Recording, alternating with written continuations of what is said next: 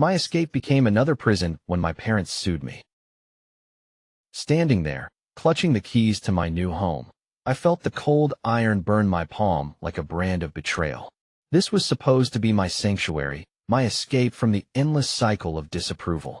And yet, the joy was eclipsed by a shadow I couldn't shake. My parents, those eternal overseers of my life, had twisted the bond of love into a lawsuit for half of everything I'd worked for. Pages of legal jargon attacked me like a hydra, each line suffocating trust and igniting anguish. It confirmed a truth I'd been too scared to accept. Their love held strings, tighter and more suffocating than I ever imagined. How long had I ignored the writing on the wall? Was it always there, lurking beneath forced smiles and conditional affection? My freedom was now tainted, a bitter baptism into the fragility of love warped by greed. It wasn't until the third or fourth time I glanced at the papers sprawled across my coffee table that the weight of what they said began to sink in. The word plaintiff screamed at me in bold letters, followed by the names I had never imagined seeing in conjunction with such legal jargon. There they were, my parents, listed as if they were mere strangers, faceless entities seeking some form of obscure justice against me. My heart beats in my ears, a relentless drum drowning out everything else. How could they do this to me? I trace my fingers idly over the rough paper edges, feeling the cold clarity of the betrayal slice through the warmth of family. I shake my head, hoping that with each shake, the words would rearrange into something sane, something I could comprehend. But they don't. They stay fixed, mocking me with their finality. The room feels smaller, the air dense with disappointment and a resentment so raw, it prickles my skin like needles. Outside, the world moves on in indifferent colors beneath the setting sun. But in here, time has halted, trapping me in this moment of disbelief. I close my eyes, taking in a deep breath, but the air feels like sandpaper against my throat. Each line on those pages is an accusation, each paragraph a reminder of the widening chasm between what used to be an unbreakable bond. I can't stop the laugh that chokes its way out, a guttural, bitter sound that scratches at my throat like a stranger uninvited. Nobody would ever believe it, not if I told them. Not if they saw me like this, grasping for some thread of the familial security that had once been my armor. What choice do they think I have? I mutter, the question flying into the silent room, bouncing back at me with no answer. I want to tear those pages apart, let the little pieces rain down around me, let madness grip me for even a moment. It would feel better than this numbness, this strange land between disbelief and boiling anger. The betrayal hangs like smoke, thick and acrid. I can't help but let the questions consume me. What drove them to this point? Had everything between us been a charade, a prelude to this unjust action? My thoughts spin, each new perspective a deeper cut to my heart. Memories flash, my dad teaching me how to ride a bike, my mom bandaging my knee afterward. Sundays after church, laughter over pancakes and syrup at the breakfast table. It's all tainted now. Tainted by ink and formality, by lawyers and court dates that threaten to unravel my life. I clench my fists as the rage begins to rise, a molten flood ready to burst its banks. It's familiar, this anger. It's protective, it's valid, and yet it scares me. I'm not ready for the part of me it might reveal if I let it take control. But then, why shouldn't I be angry? They have taken the one thing I never thought could be severed, trust, and thrown it back in my face under fluorescent courtroom lights. I slam my fist against the table. The dull thud is unsatisfying, the pain echoing the emotions trapped within, yet doing nothing to release them.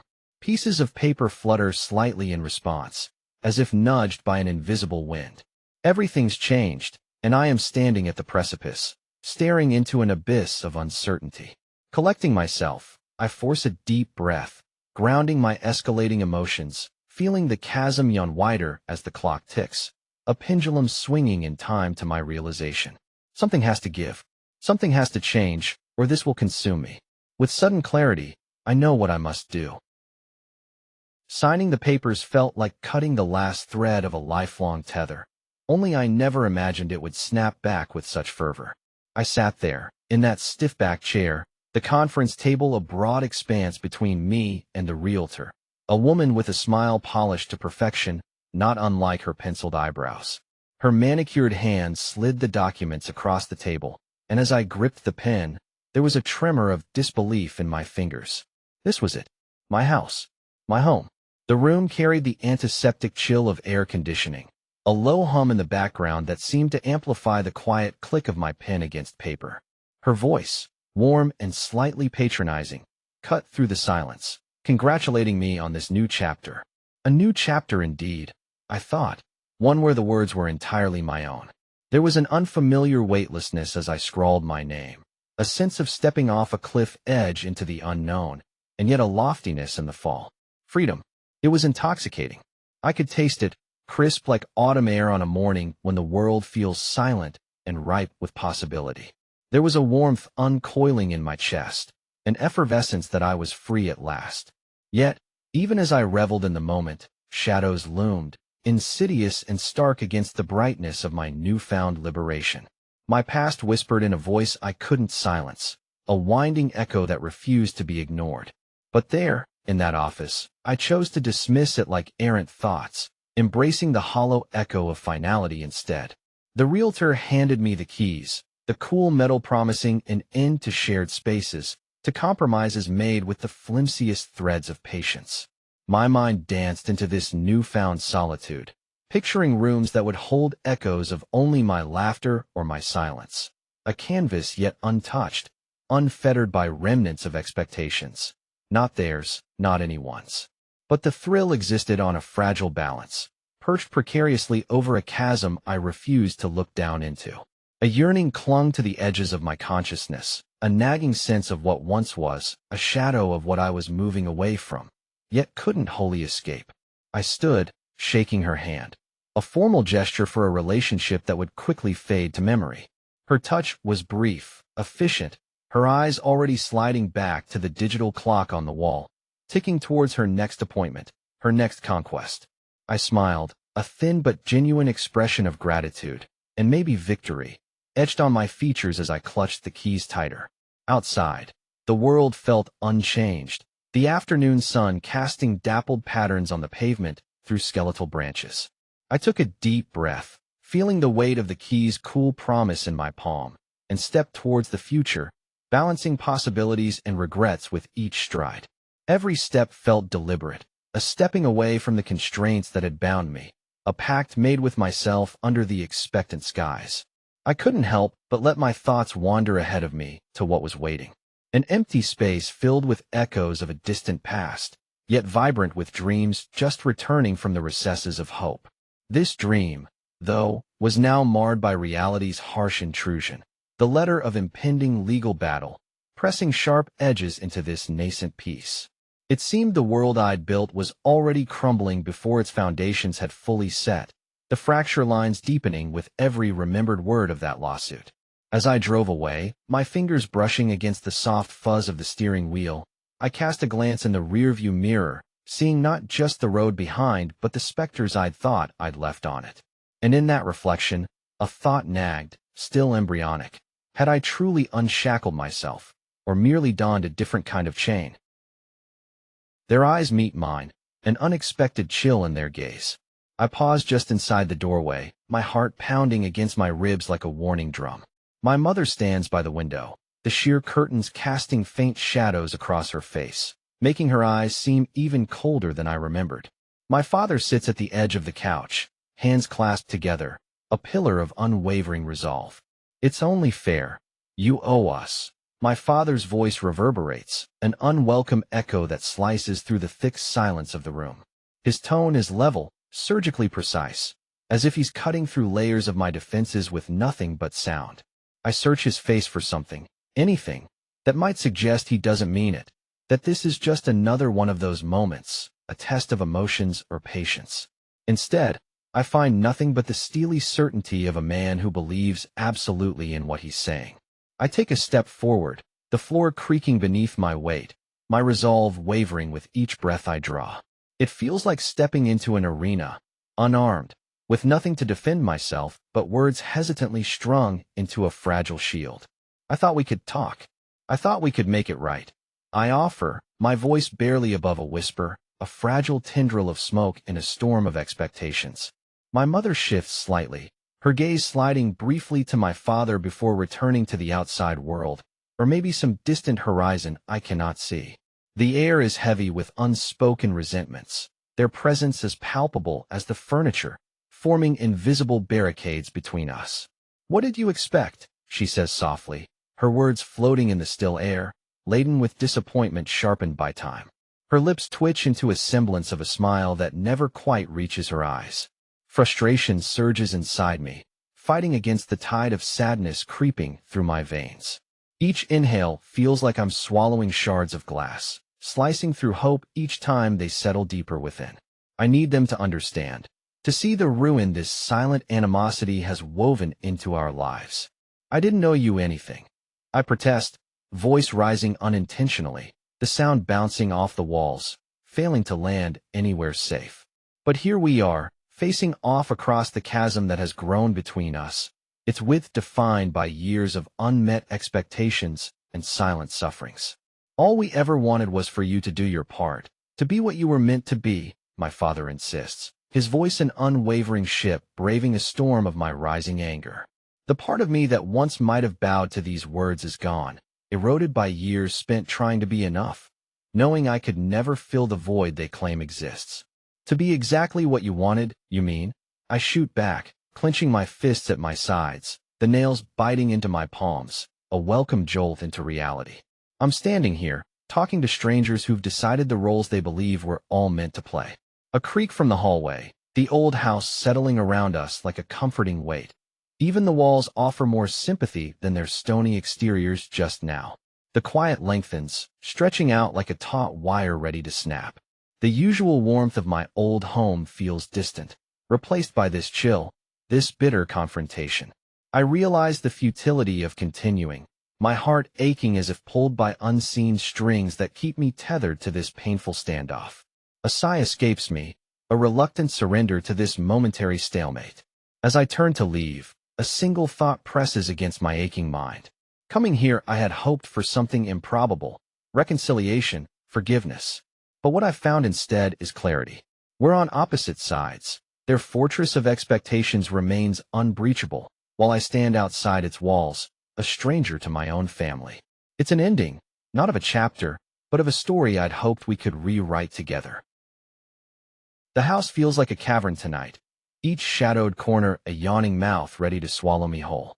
I drift from room to room like a ghost unable to find its resting place.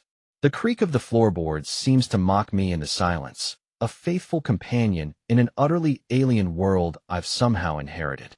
Every room holds a fragment of memory, like broken glass scattered across the floor. The living room, where laughter once rang out louder than the TV, now breathes with a different air, a heavy, suffocating thing.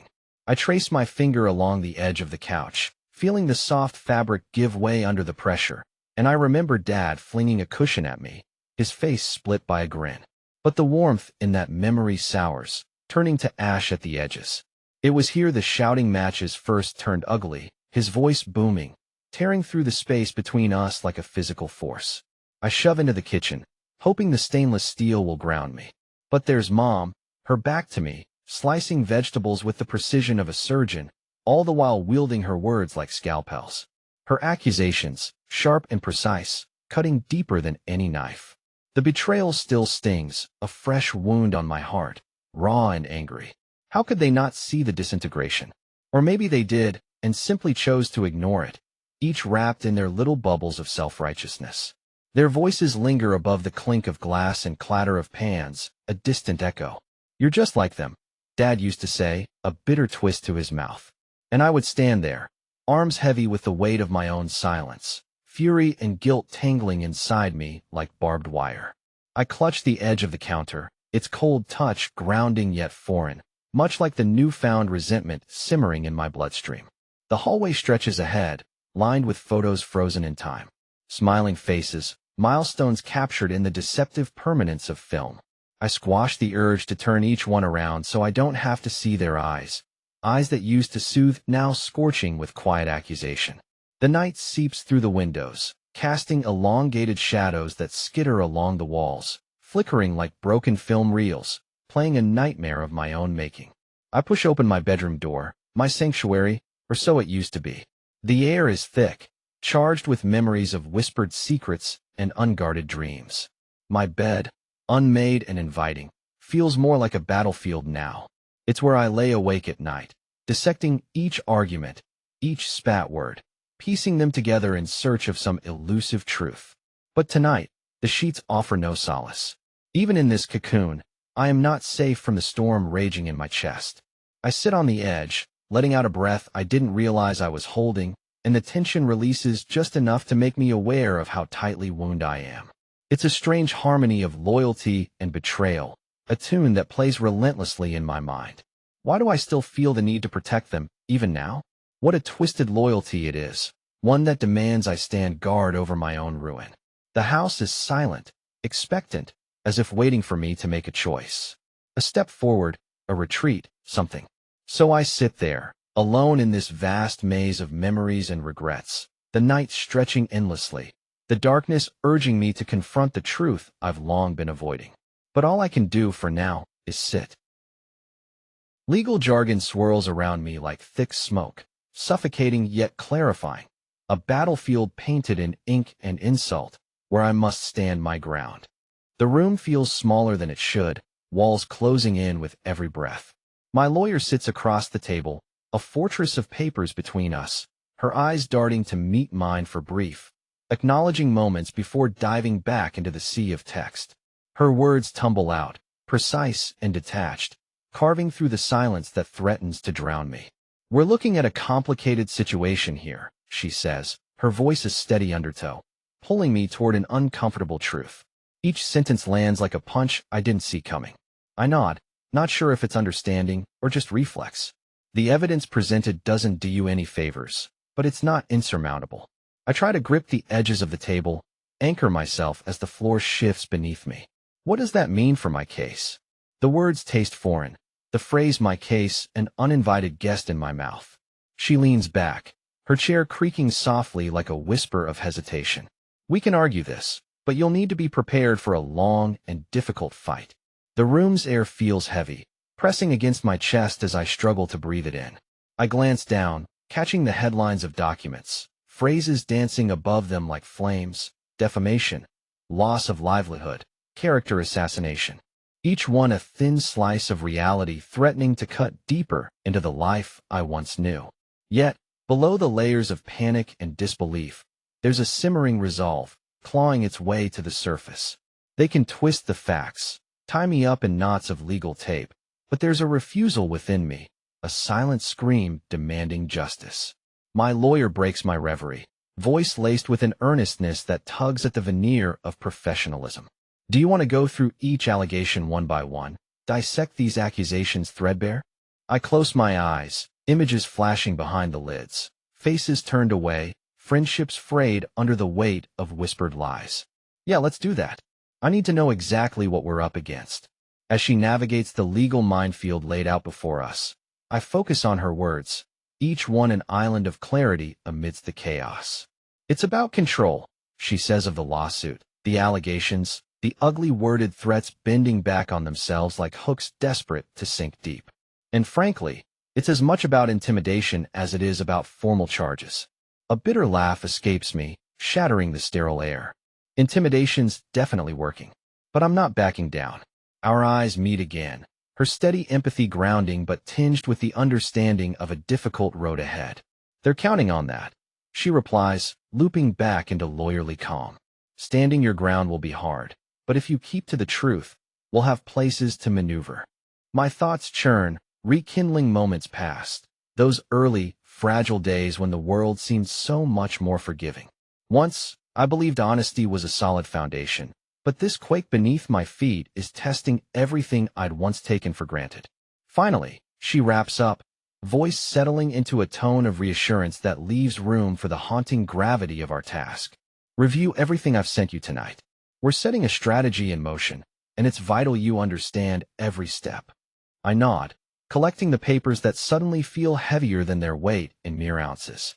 Outside, the world moves on without pause or notice, indifferent to the tremors within this room. But each step feels heavier as I leave the office, a clash of dread and determination sparking violently within. The battle lines are drawn, the stakes immeasurable, but in this darkness, there's the flame of my intent. I'm not fighting just to win. I'm fighting to reclaim what's mine. The courtroom hums with muted whispers, and I can almost taste the electricity in the air. Each sound, the rustling of papers, the shuffling of feet, the nervous clearance of a throat, sharpens the impending rupture, a reality poised on the precipice of my parents' desires. My breath catches in my throat, reluctant to draw in more of this suffocating tension. It feels like I'm grazing the edge of a knife. I look over at them, my parents, their faces a mask of composed determination, but their eyes reveal something wild, something desperate. The stakes are as high as they can get. I feel the enormity of what's at play here pressing down on my chest like a weight I might never lift. I try to swallow, but my mouth is as dry as the stack of files the lawyer beside me ruffles through. It's strange to be here, in this place where justice is supposed to be served, and yet, it feels distinctly unjust to witness my family fracture. My mind is a relentless tide of memories, flickering images of happier times, and beneath it all, the question that gnaws at my sanity. How did it come to this? The judge enters, a supposed impartial deity in black robes, whom I now see as another harbinger of the unknown.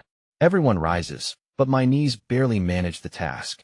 There's a creak of worn wood beneath my feet as I force myself to stand, the sound echoing the scream in my heart.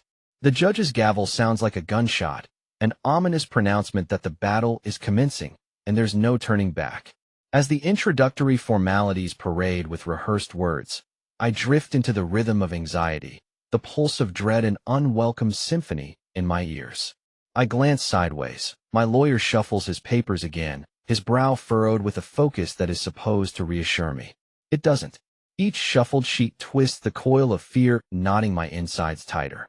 Our story is about to be laid bare, dissected in the public forum, every truth and every lie scrutinized. I can imagine how my father's voice will sound when called to the stand, steady, assertive, the way it always did when telling me what to do, what not to do. And my mother, with her quiet stubbornness, will insist her truth with a resolve like stone. The first argument begins, yet the words are a murmur in my ears, something about visitation and best interests. Legal jargon, articulated with precision and derision. It's as if they're speaking another language, one I cannot understand, one too harsh for the fragile fabrics of family. My gaze flickers between the lawyer and the jury, their faces impassive, vessels for rendering judgment they cannot fully understand. I feel my fingers curling into my palms, nails digging crescent moons into my skin, a grim grounding from this spiraling chaos. My heartbeat is a furious drum in my ears, a reminder that I am here, alive, in the middle of this quandary I did not orchestrate but cannot escape. And beneath the surface, an undercurrent of futility washes over me. Can any of this really matter, in the way they promise it does? This is the preamble to a storm, a crescendo that promises destruction before the silence of acceptance. Part of me wants to run, to escape, to rewind to a simpler time when innocence was not yet a casualty of my parents' war.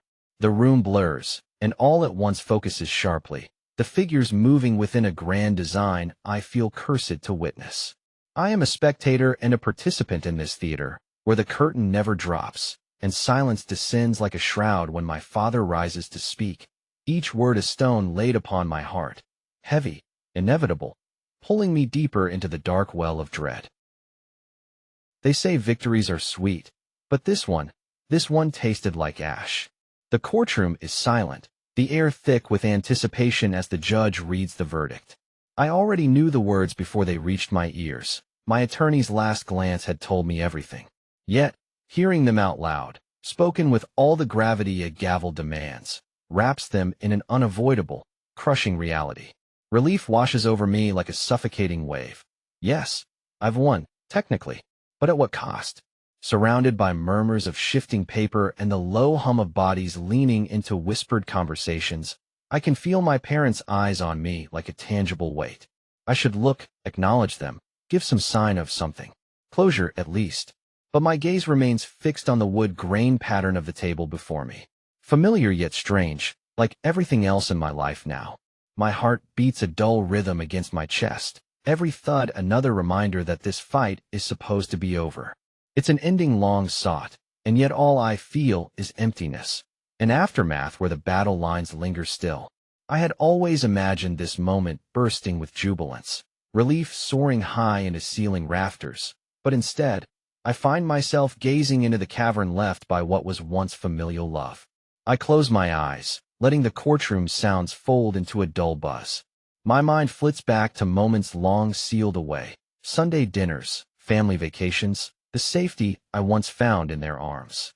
Ghosts of a time when trust was a bridge, not a battleground. Everything now feels like another lifetime, a shadow life that forever yields a bitter, ashen aftertaste. When I open my eyes again, they're silhouetted in the periphery, Mom's twisted handkerchief, Dad's ever-stern frown softened by age and disappointment. Our eyes meet briefly across the chasm. I've looked into eyes like their own in the mirror countless times since all this began. I strained. A part of me wants to reach out, to tether this narrative to something familiar. But that tether is frayed. Love, they say, is complex, and today, it's a tapestry shredded bare.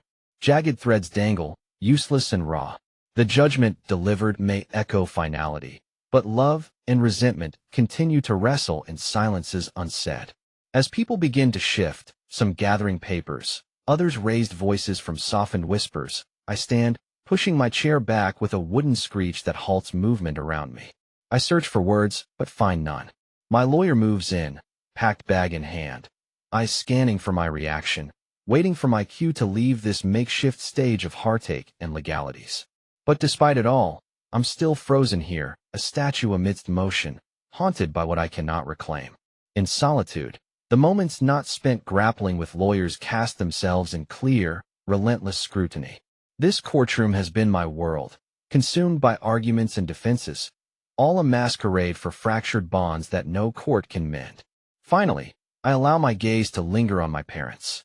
It's one last look before words would carry weight, should they ever come to pass between us again. Hope, a timid whisper within, dares to wish against reason, but its echo is faint beneath the tidal churn of everything left unsaid. Even as I turn and step away, I feel them in the bones of my back, the spaces between breaths, every bit a fraction of who I am, as the blood coursing reluctantly through my veins. The judgment may have been delivered, but the fight witnessed within these walls reverberates within, an ever-present reminder of what has been torn, and perhaps, what may never quite be pieced back together. And so I walk into the hallway's embrace, where the world is too bright, too loud, and infinitely beyond anything I foresaw when familial love ruled unchallenged, now replaced by the echoes of a battle won, yet deeply lost. The courthouse looms behind me, an unmovable fortress of cold marble and justice served. I stand on the worn stone steps, feeling the weight of all that's transpired like a physical presence pressing against my shoulders. Freedom tastes different than I imagined. It's a bitter blend, coated in the acrid tang of betrayal and the sharp bite of finality. I try to swallow it down, but it clings to my throat like unshed tears, refusing to dissolve away. I look around, the world moving in fits and starts. People chat in low tones, pigeons peck at the ground, their wings fluttering with indifference. Life goes on, heedless, incessant. But for me, everything has changed. I am free, but at what cost? The thought echoes, a relentless drumbeat in the back of my mind. Did I really win? Or did I lose something far more valuable than my so-called independence? I breathe in, deeply, trying to calm the internal chaos, but the air feels thick, laden with the ghosts of my past decisions. The sky is an indifferent gray, a befitting canvas for my muddled emotions. I close my eyes for a moment, feeling the chill of the wind kissing my cheeks, pretending it can absolve me from the choices I've made, from the pain I've caused. Opening them again, I exhale shakily, my eyes drawn across the street to a small park. Children play there, laughter ringing out, a curious reminder of innocence, of purity before the complexities of life start to unravel those simple joys. Once, not too long ago, I believed in easy answers. I believed trust was immutable. I believed in us. Somewhere, a familiar voice echoes from the past, hauntingly clear amidst the city's hum. We're a team, you and I.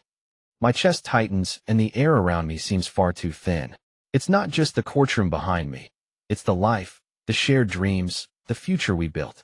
All crumbled now, like fragile glass in trembling hands. I let the words wash over me, a reminder, a warning, a promise now broken. A gust of wind tousles my hair, pulling me back to the present. The papers in my hand rustled defiantly, stark white against the gray of the day. My release, my sentence, depending on how you look at it. The finality of them is overwhelming. It's hard to fathom how a few sheets of paper can carry such enormity. I stepped down the stone steps, each movement deliberate, feeling the harsh disconnect of the ground beneath my feet. I am alone now, untethered. The independence should feel lighter, like a fresh start. But it doesn't. It feels like wandering in a landscape where everything familiar has been stripped away, leaving only echoes of what once was.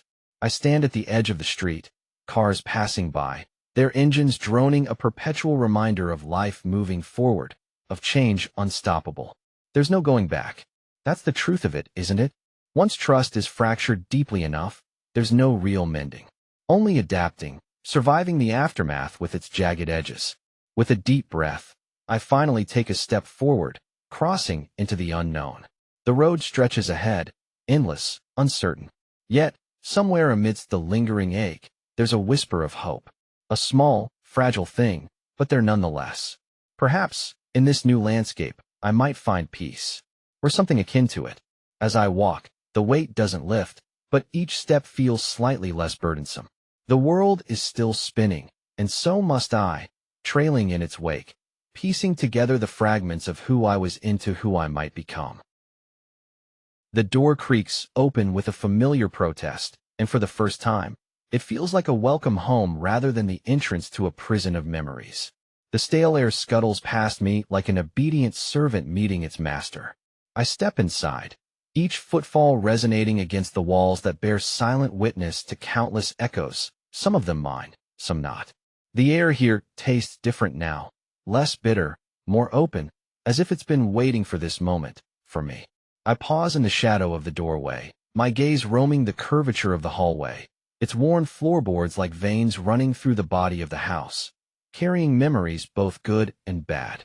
Sunlight streams through the dusty windows at odd angles, casting patterns of light and shadow that dance silently across the floor. The play of light, once menacing, now seems almost tender, caressing the old wood, warming it.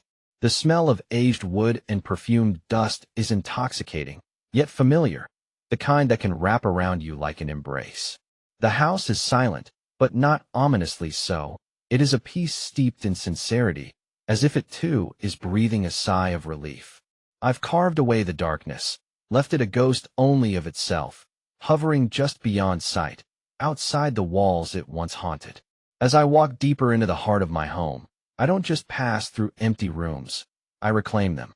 The living room, with its faded armchair, still tilts just so, facing the television that's gathered a stubborn colony of dust bunnies. The kitchen, where morning sun mixes with the scent of my ritualistic coffee brew. I can almost hear my own laughter bouncing off the walls, untethered, unafraid. Every corner, every shadowed nook whispers secrets of who I was and who I am still becoming. The hallway is like a bridge. Each step strengthens it, solidifies it, until it feels like the past was just a bridge you had to cross rather than a weight meant to anchor you down. I come to a stop at the stairs, gazing up at the shrouded rooms above. There's movement here, in the silence, a gentle swelling of time and space that fills the void with peace. I take a deep breath and ascend, the creaks beneath my feet like a symphony of promises, each one echoing. This is yours. This is home. In my bedroom, I let the light from the window wash over me. It spills onto the floor, my bed, the walls, gently banishing the shadows to the edges. It's astonishing how the same space can hold such different emotions, how a place once cluttered with despair can now blossom with new beginnings. The bedspread is crisp beneath my fingers as I smooth out the wrinkles, an unexpected smile curling my lips. These small acts of care, neglected for so long, now feel like a reclaiming. I turn to leave, pausing at the doorway. The door swings closed behind me with a soft click, definitive yet gentle, a punctuation mark at the end of many chapters. Each step down the staircase and back toward the front door grounds me further in a life that's truly mine, unencumbered and uninterrupted by shadows past. I linger by the window, the sheer curtains billowing lazily in the gentle whisper of a breeze. Outside, the world continues beyond these walls, and I see it clearly, as if for the first time, a vibrant tapestry where I'm finally ready to weave in my own threads. It's here, at this moment, that my heart surges with a quiet triumph, a budding anticipation of what lies beyond in the sun-drenched unknown. And as I step outside, leaving the lingering warmth of newfound solitude, I know this is just the beginning.